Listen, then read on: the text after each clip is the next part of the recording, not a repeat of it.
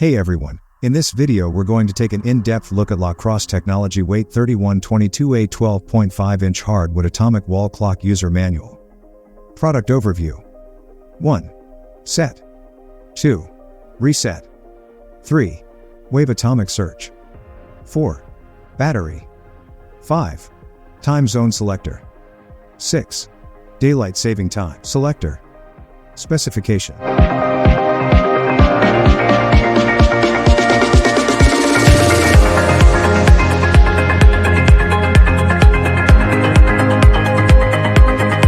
Power up. Select time zone and DST on or off. Insert one AA battery into your clock. Place your clock on a wall facing Fort Collins, Colorado for the best reception during the night. Your clock will set itself. Important note. Hands will move to noon and search for the atomic time signal. After 8 to 10 minutes, if no atomic time signal is received, the clock will start running from noon. Your clock will continue to search for the WWVB nuclear time signal. Allow up to 5 nights for the clock to receive the atomic time signal. Manually set time. In certain areas, your clock may not be able to receive the atomic time signal due to signal strength or interference. In this case, your clock can be set manually and operate as a quartz clock until the WWVB signal can be received. Set time.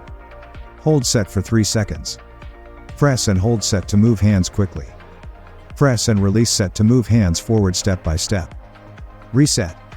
If the clock does not respond when trying to manually set your time, press the reset button on the movement case. Care and maintenance. Always purchase the correct size and grade of battery most suitable for intended use.